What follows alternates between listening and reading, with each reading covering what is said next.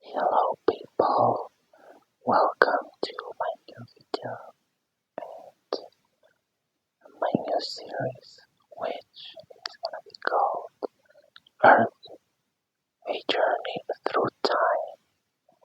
In this video I'm going to tell you about the preface of the series. So sit back and relax. Let's begin. Preface. A pale blue dot. Look up at the night sky. On a clear evening away from the glow of city lights, you see thousands of stars scattered across the darkness like diamonds on velvet. Each one a sun, many with their own families of planets, circling in the cosmic dance. And somewhere among all those countless worlds, there is one that is different. One world where the laws of physics and chemistry conspired in just the right way, at just the right time, to create something extraordinary. That world is Earth, our home, a pale blue dot suspended in a sunbeam. In 1990, the Voyager 1 spacecraft, having completed its primary mission and traveling beyond the orbit of Neptune, turned its camera back towards the sun one final time. From the distance of nearly 4 billion miles, it captured an image that would forever change how we see ourselves. In that photograph, Earth appears as a tiny speck, barely a pixel, caught in a shaft of scattered sunlight.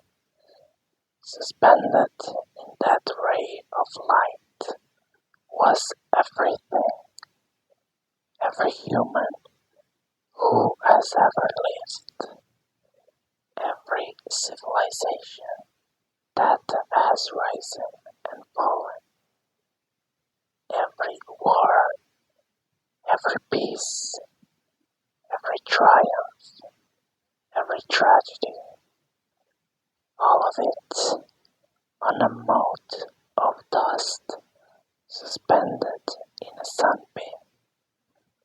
The astronomer Carl Sagan, reflecting on that image, wrote words that still echo today.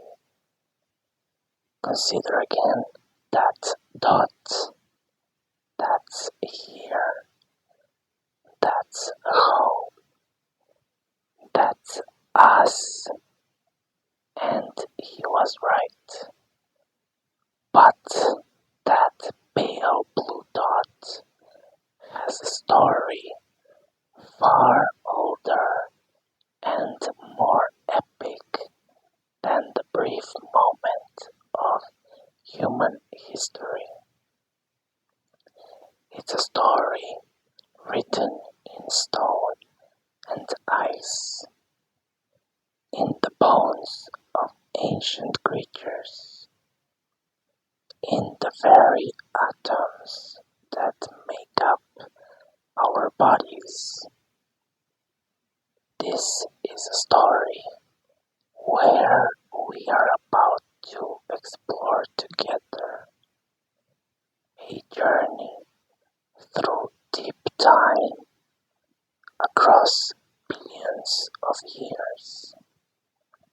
From a cloud of dust and gas to the living world we know today.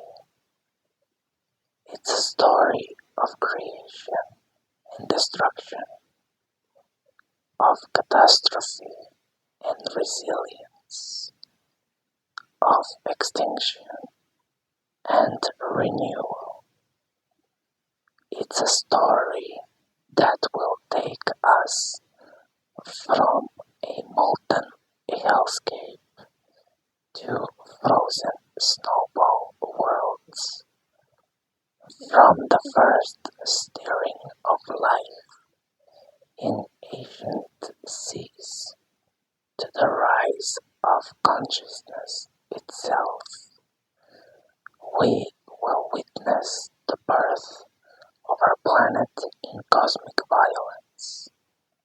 We will see the oceans form from the tears of comets and the breath of volcanoes.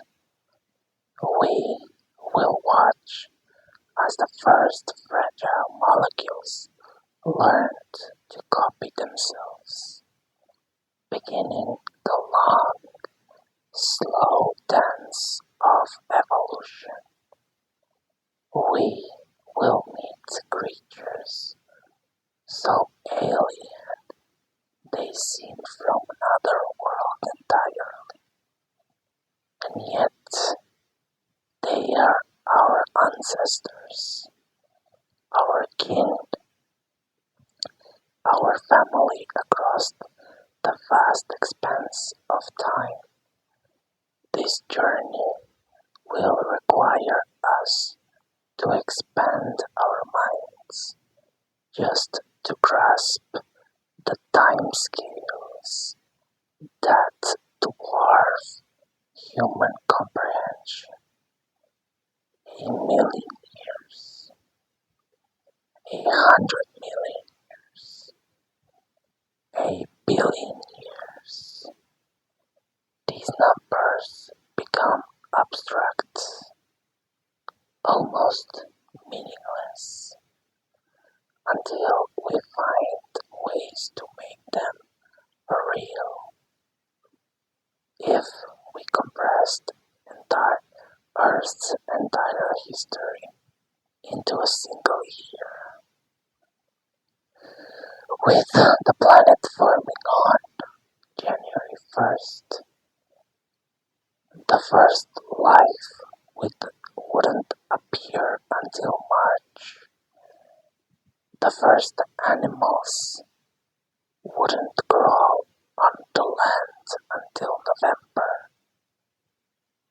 Dinosaurs would rule for just a few days in December. And all of the human history, from the first stones to the present moment, would occupy only the final minute before midnight on December 31st. We are latecomers to this ancient world, and yet, in our brief moment of stage, we have become the first species in Earth's long history to look back and understand our own story. We are the universe becoming conscious of itself, stardust contemplating its own origins. The atoms in your body were forged in the hearts of dying stars billions of years ago. The calcium in your bones, the iron in your blood, the oxygen you breathe, all were created in stellar galaxies and scattered across space. When those stars exploded, you are quite literally made of star stuff, but you are also made of earth stuff. The water in your cells has been cycling through this planet for billions of years. Some of those molecules may have fallen as rain on dinosaurs, flowed through ancient seas, frozen in glaciers, and evaporated from tropical forests. You are connected to every living thing, not just through evolution, but through the very substance of your being. As we begin this journey, I invite you to adopt what scientists call deep time perspective, the ability to see the present moment as just one frame in an impossibly long film. Events that seem permanent and unchanging, mountains and continents, are actually as temporary as clouds when viewed across geological time. Continents drift like rafts on a sea of molten rock. Mountains rise and erode away. Species emerge, flourish, and vanish. The very climate of Earth swings from hothouse to icehouse and back again. Change is the only constant, and yet, within that constant change, patterns emerge. Life, once it gained a foothold on this planet, proved remarkably resilient. It has survived impacts from space that turned the sky to fire. It has endured ice ages that locked the oceans in frost.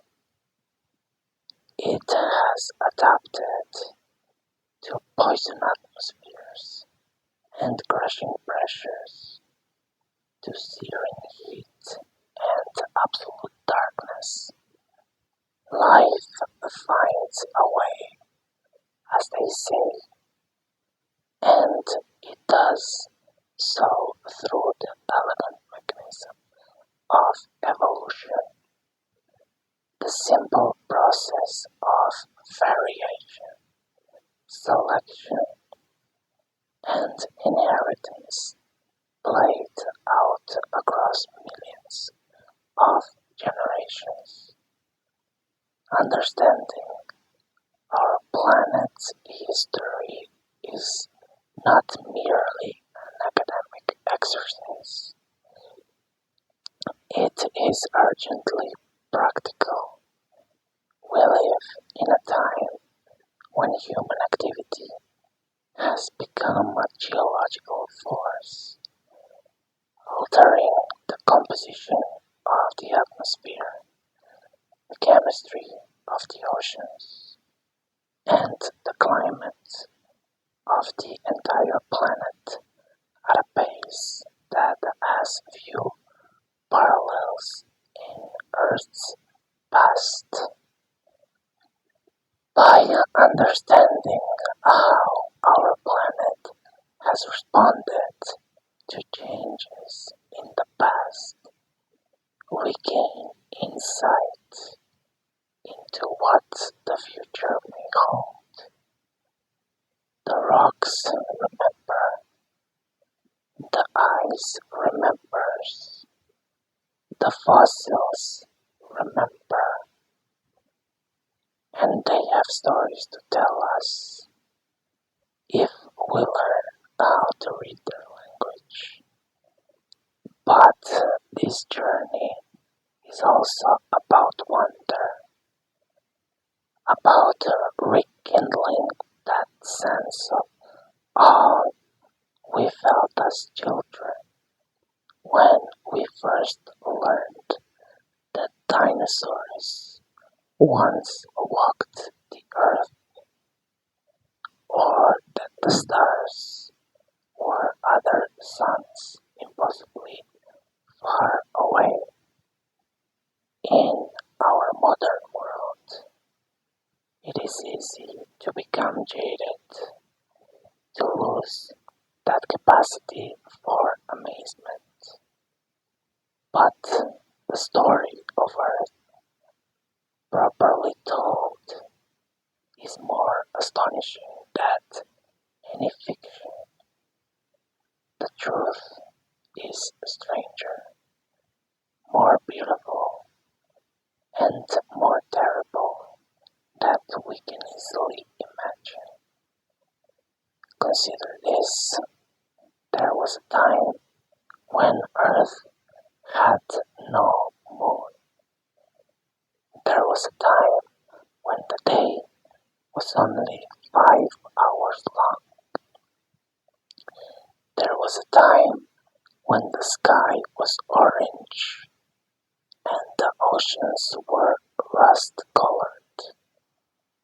There was a time when the largest living things were mats of bacteria, and a time when dragonflies had wingspans as wide as a hawk's. There was a time when Antarctica was covered in forests, and a time when Sahara was green and filled with lakes. There was a time when our ancestors were fish, and before that, worms, and before that, single cells floating in an ancient seas. All of this happened. All of this is true. And all of it led to this moment. To you, listening to these words, contemplating the vast sweep of history that brought you into being. In the episodes that follow, we will walk through the history together, step by step, era by era. We will see Earth transform from the ball of molten rock to a living, breathing world. We will witness the great innovation of evolution, the terrible mass extinctions, the slow drift of continents, and the rise and fall of mountains, the coming and going of ice ages. We will meet the creatures that populated each age, from the strange and alien to the hauntingly familiar. We will trace the long, winding path that led from the first simple cells to the more complex conscious beings that we have become. This is not a story with a clear beginning, middle, and end. Earth's story is still being written. The planet still changing, still evolving, still surprising us with new discoveries and unexpected turns. We are not observers, standing outside this story, looking in. We are participants, characters in the latest chapter of an epic that began long before us, and we and will continue long after we are gone. But for now, in this moment, we have the extraordinary privilege of understanding, of knowing our place in the cosmos, of seeing ourselves as part of an unbroken chain of life stretching back billions of years, recognizing that we are the current custodians of a world that has seen wonders and horrors beyond imagination, and that will, if we are wise, see many more wonders in the ages to come. So let us begin. Let us travel to the very beginning, to a time before Earth existed, to a swirling cloud of gas and dust orbiting a young star. Let us witness the birth of a world. Let us see how the pale blue dot came to be. The journey starts now, 4.5 billion years ago, in the darkness